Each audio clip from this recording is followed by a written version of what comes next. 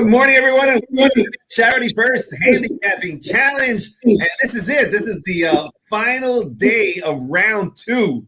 We're going to start round 3 tomorrow. So this is the last chance for our contestants on the show today to make it into round 3, searching for that top prize of $1,000. So hopefully they'll they're going to be trying their best, obviously.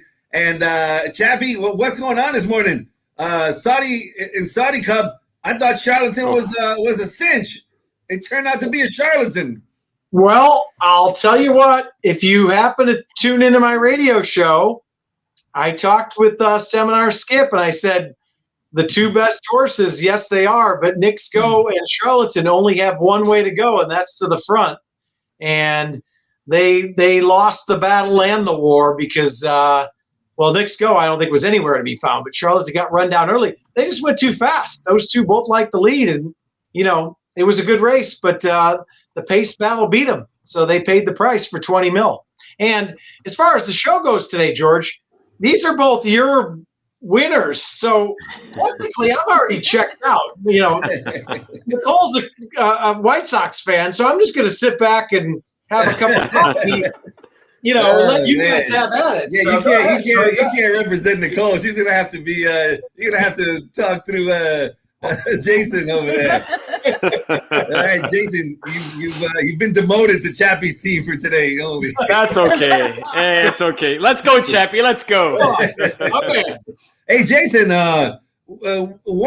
My favorite, and not one of my favorite track to bet harness racing is Woodbine Mohawk, and you guys just started up, right? Just came back a couple nights ago, Thursday night, and only 9 races because we're just trying to get things back in order. But they bet 1.9 million basically, wow, and that's a really good number, all things considered. So the fields have been smaller. 9 races on opening night wasn't what we expected, but hey, you just got to roll with the punches. And hey, it's just great to be back talking horses for the first time here in 2021.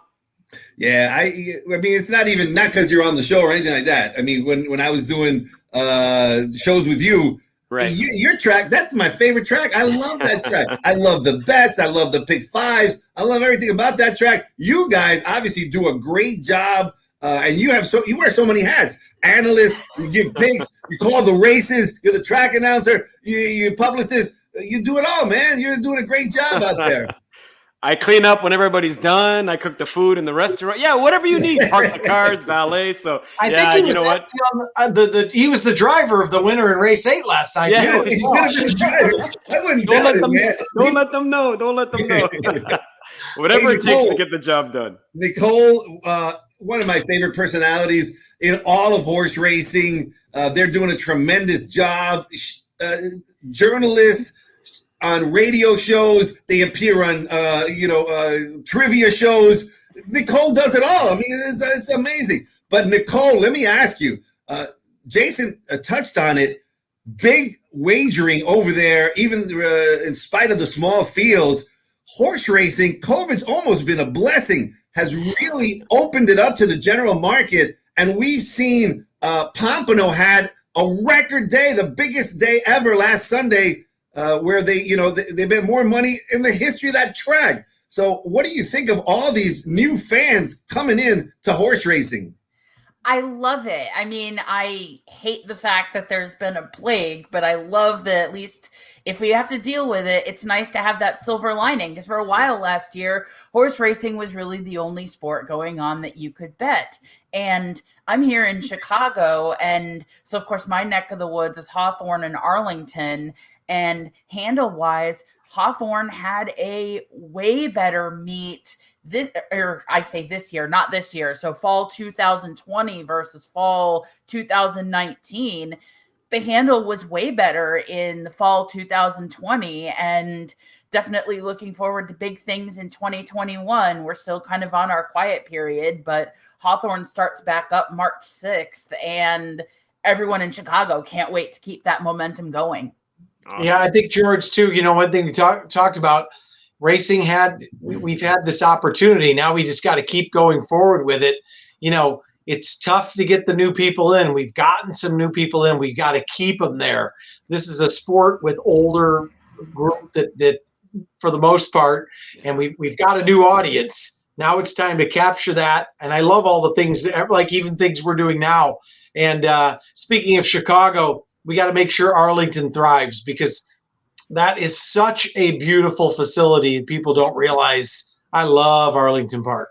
Oh, it is absolutely gorgeous, and I'm so lucky that I get to go there in the summer. I was so lucky that even this summer, with it being spectator free, since I work there as one of the chart callers, I still got to be there every day, and it's gorgeous on its own, but it's even more beautiful and more lively when it's full of people. So fingers crossed we can get healthy, get back to normal soon, get people to Arlington, and hopefully Arlington and Hawthorne can live a long time to come and be both be gems for the Chicago area.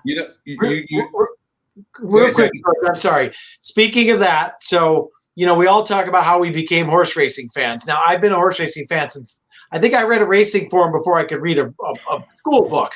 But the day it cemented it to me, when I wanted to do this forever, was when I was at Arlington Park when Cigar won the Citation Challenge. I still have the program in my apartment to this day. And that was the first time I saw a horse. I loved Cigar anyways, but that knew he was the star, and he could, and the crowd, I just got goosebumps talking about it. So I have the fondest memories of Arlington Park ever. Sorry, I had to tell that story. Yeah, that's a good story. I wasn't living in Chicago yet when that happened. I only remember watching that on SportsCenter, so I'm so jealous that you were there. Whoa, there was horse racing on SportsCenter? Yeah, right? That's amazing. I mean, I remember that not often, but the few things I remember from horse race, like on SportsCenter about horse racing in the 90s, the Triple Crown races and Cigar's big streak. That was it. Right. That's pretty strong. Yep. We talk about the new people in our business and that are getting exposed to our product. And really, it's up to people like us four right here to make sure that those newbies get excited, they get interested in. We got to show them our passion and just help them. So it really is up to us, and we do so many things. Chappie's got a fantastic radio show that called the Morning Line Sports Show every morning here in Southern California, every Saturday morning here in Southern California. You guys, you're a journalist. You're writing. You of course. You're an analyst. You do everything, Jason. So you're really important because you do it all. But we got lots of. Hey, Nicole, are you in Chicago? You didn't go. You didn't go to Cabo San Lucas. You didn't go to Cabo. No, I am in Chicago. I thought that was the thing. If it's cold in Houston, they go to Cabo. Okay, no. No, I'm not a snowbird. You can look out my window and see the United Center. She's in Chicago, San Lucas. Hey, that almost rhymes. That's good. George, as far as bringing new fans into it, you said we're all involved. If I have one critique of you just got to bring the energy a little bit more. You're so monotone. Yeah. All right, let me tell you quickly the rules of this show. Our handicappers are going to start with a mythical bankroll of $300, and they're going to try to turn that $300 into $1,000. If they do, Karma will get an additional $500 on top of the money we've already donated to Karma. This is a wonderful way to bring money and attention to something very important. Is when these equine, majestic athletes retire, they get taken care of, and Karma is one of the institutions that do that. So we're very proud to be able to say that Karma is our charity. Also, they're going to get $100 to win. They're going to play $100 to win on one horse throughout the day. They're going to have an exacta. They can either bet a $100 exacta or two $50 exactas, and they're going to have $100 in daily doubles, either a straight daily double or two $50 daily doubles. And it's been a really profitable. Our handicappers able to concentrate and pinpoint just 3 wagers has been a very, very profitable thing. So hopefully you guys watching will make some money here as well today.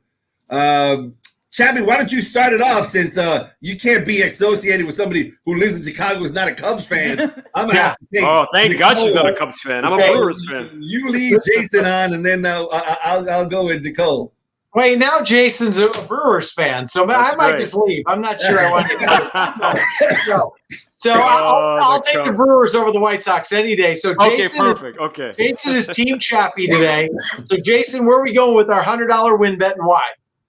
$100 win bet. You know what? I'm taking a shot, guys. That 8th race, I think, is wide open, right? We're looking at maiden 30 claimers. You're going a flat mile.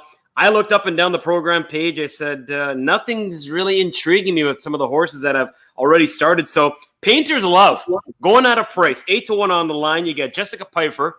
Love me some JP. She's off to a nice little start in her race riding career. You got Painter on the top, previous Haskell winner. The mare had 3 routing wins. You got a couple of sibs that have been able to win routing as well. Again, just for me, taking a bit of a shot in a race where nothing looks all that great. There's a reason why they're all still labeled a maiden, right? Not a ton of chances for these horses, but I'm going to roll the dice. Race number 8, Painter's Love. That will be my $100 win bet.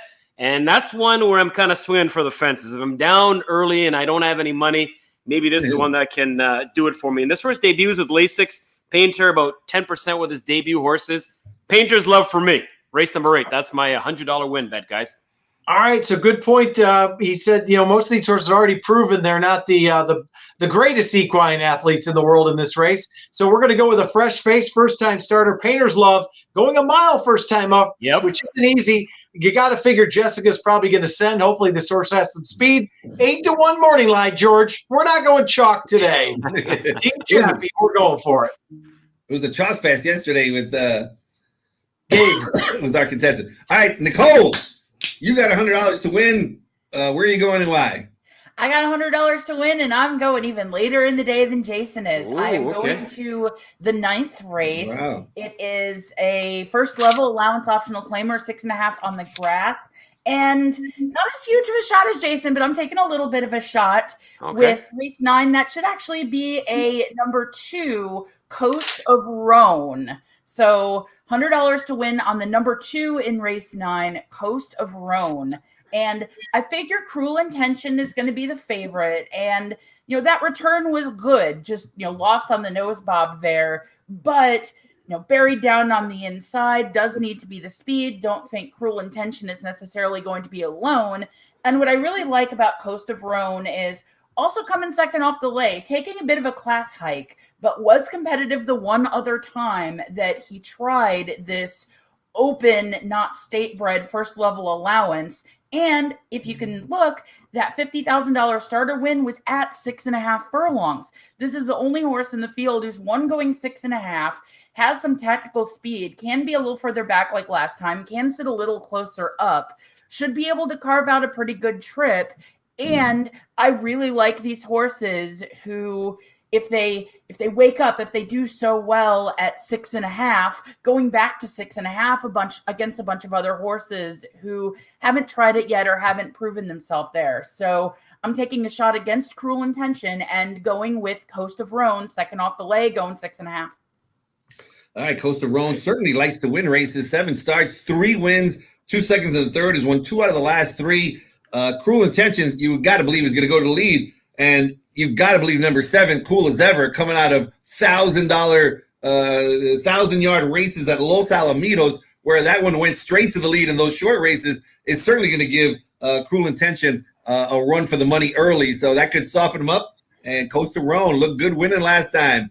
All right, George, anybody who's spent any time in Chicago knows that, if Jose Valdivia's got a speed horse, he rode enough for Ravelli here. He knows if he's got to go, he's got to go. So it's going to be some fireworks up front, I think, which will set up nice for Coast of Rhone. I don't want to put the piano on your back, Nicole, but I only gave out one play this morning on our radio show, the Morning Light Sports Show, and that was Coast of Rhone, the 2. Well, hey, Chappie, whose side are you on here? I think Chappie's trying to curse me. I love that horse today. I love that the horse exploded down the lane and really showed a nice turn of foot. Didn't even change leads late. I think there's much more there second off the layoff. But I'm with you, Jason, but I do like that horse as well. All right, no worries. All right, Georgie, should we get to our exacta? Yeah. All right, Jason, where are we going with our exacta and why? Race 5 for me, 1.25 miles on the grass. This was the race that I'm just trying to get on base, right? I'm not trying to swing for the fences here. I like Ward and Jerry, morning line favorite. Pratt leading rider aboard for Mike Pipey. They're 1 of 5 together at the meet, so okay number there. Nothing to jump off the page.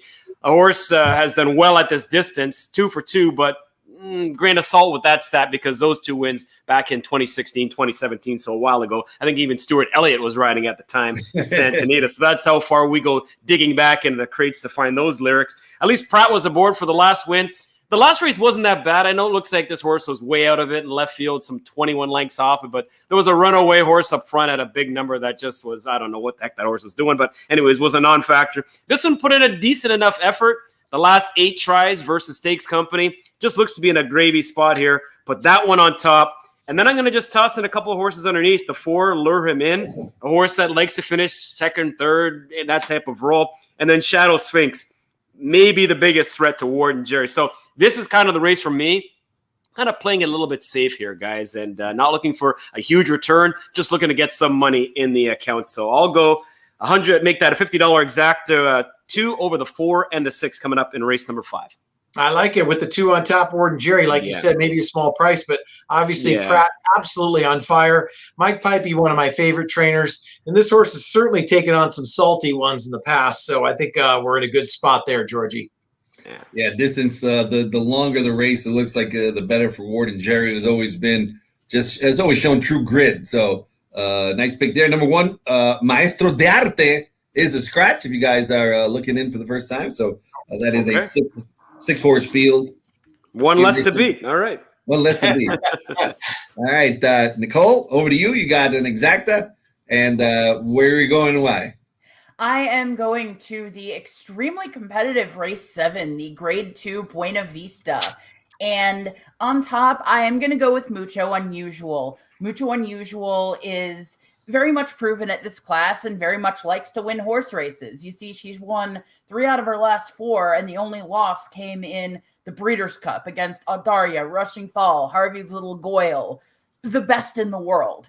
She came back to California. She's won her last 2. She's well proven at the mile. She's well proven at Santa Anita. This is very much her game. And I also like that she's got a little bit of a versatility. She can be forward, but doesn't have to be on the lead. So she's the kind of horse who can carve out a trip. And even though Cedillo doesn't always ride her, you can see that pretty much everyone under the sun has ridden her and gotten something really good out of her. So I'm not super worried about the rider change here. And then underneath, there are so many ways you can go. Charmaine's Mia is kind of the now horse after that last out win. But I've got some questions about the mile there. I mean, I'm a total Warren's Showtime stan. I love her. I loved Warren's Veneta. I loved Clubhouse Ride. It looks like she's the same kind of honest horse that her parents were. Thing is, she's a newly turned 4-year-old. And I really prefer, with these older horse races, making these newly turned 4-year-olds prove it. And so, what I'm going to, especially if they're going to be a shorter price, which I think that Warren's Showtime might be. So for my 2 underneath horses, I'm going to go with Sadamar, who finished less than a length behind Mucho Unusual in the megahertz. And so in her current form, hasn't really gotten over the mark at this sort of level yet, but is in the right form to be competitive, perhaps fill out another exacta again, and then go into Vegas. She is a newly turned 4-year-old, but the difference between her and Warren's Showtime is I think going to Vegas is going to be a bigger price. And, coming in off of a sequence of second place finishes, she's still trying to get over the mark. But if she can run back to what she's been doing in these other races, I think she can get close. I don't think she can get all the way there between the class as well as it maybe being a scoot shorter than her best. I'd really love to see her stretch out even a little bit more. But for second place, horse in the right form, maybe can run on and pay a little bit of a price underneath Mucho Unusual. I love using horses like going to Vegas for that. So for me in my exacta, it's a $50 part wheel, the number 2 Mucho Unusual over the 6 Sadamar, and the 7 going to Vegas. Mucho Unusual is certainly one of the better Calbreds that we've seen. She's riding a 2-race win streak. She's in great form. She certainly looks great. And then, horses, fillies like going to Vegas, ran in that duopoly race, and duopoly just got just an easy lead. Nobody was getting by duopoly that day. It was just a funny kind of race, and going to Vegas did very well to get second, and does have a lot, a bit second night. Has been second like 4 times in a row, and be nice to be second today for you and your exacta. Yeah, if I'm keying the horse second in the exacta, second-itis is fine. Chavi. All right, my man, we got the double left. So where are we going with our double and why? Race 6, we're going to go there next. And I'm going to put Gray Magician on top. Now, a little bit worried, I got to be honest, because the last 2, they've stunk. I mean, nearly beaten 35 lengths over those last pair of starts. But I'm a huge fan of first-time gelding, and that angle for me is often fruitful. I'm hoping that's the case here. Pratt, again, I don't have to go down that road. Top jock, 27% when he combines with Peter Miller. So that number, though, a little bit misleading because I think I saw like 6 of 22 at the meet. So 27%, it's okay, but they've had a bunch of chances. First-time gelding, I'm going to lean heavily on that as talked about. This horse has to be a lot better. I don't want to say pull a 360 because then that puts us right back where we were. So I'm going to say pull a 180 here. And I'm going to put that one on top. It's a small race, as we know, only a 5-pack. So it's going to become a rider's race, and Pratt aboard. I'm hoping that this is just not a barn allegiance thing. I'm hoping that this is a horse that he's picking because he thinks that this is a top horse in the race. And then the back half of that double, Nicole just touched on it. Wide open race. I looked up and down the page. I could have used about 4 or 5 of them in this field. I did put Mucho Unusual in that spot as one of my double horses. So 5 with 2 and the 8.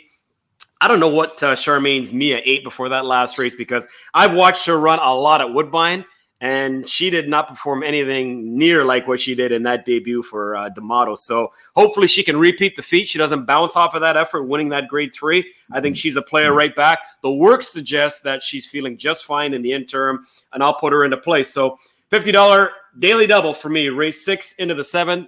5 over 2 and the 8. And I think both races are somewhat wide open, guys. Yep. Like you said, Gray Magician, only a 5-pack in there. But first of all, facing easier today for sure. First time gelding. And Peter Miller's not afraid to put them where they can cash a ticket. Let's face it. He puts them where they're spotted to win and not afraid to drop and win a race. And then, like you said, the next race, very difficult.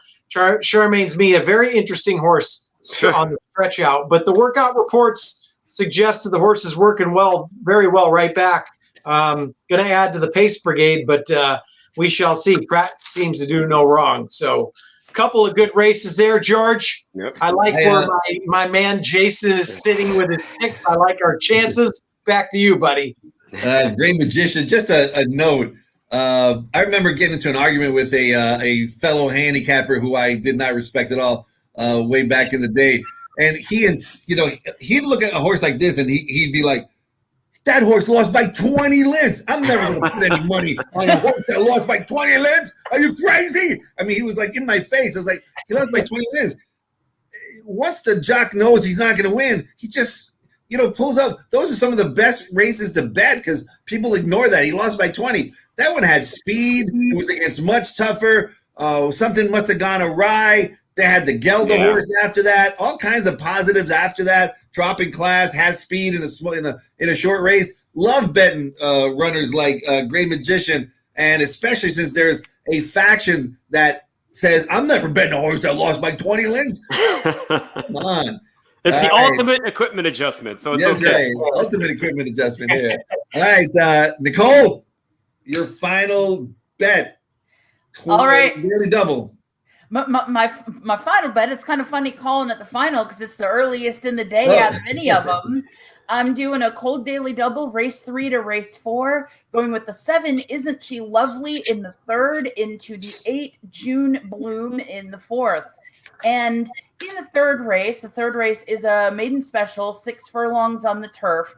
Isn't She Lovely hasn't raced since last year, but Richard Mandela does really well with these layoff kind of horses, making a couple changes, going Lasix for the first time, blinkers on for the first time, and going turf for the first time.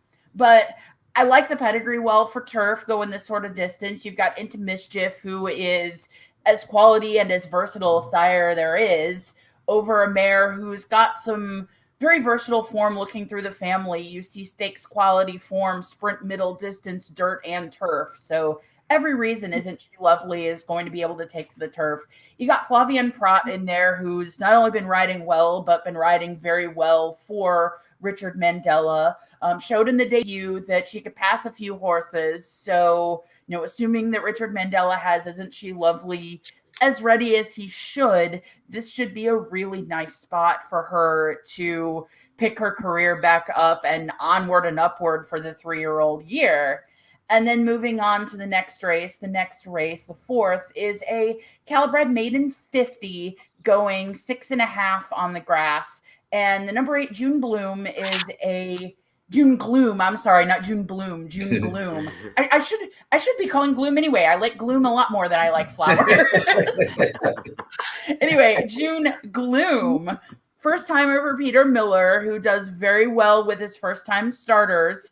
He's been 21% with them in his last year, which is, right in line with how he's been doing in an even longer term. So that fits. He's about like that with his debut maiden claimers as well. The workouts are nice and regular. He's getting Lasix on debut. Again, Flavien Prat, going for the Flavien Prat daily double there. If I've got to pick one rider today to ride with like that, I'll take Flavien Prat all day.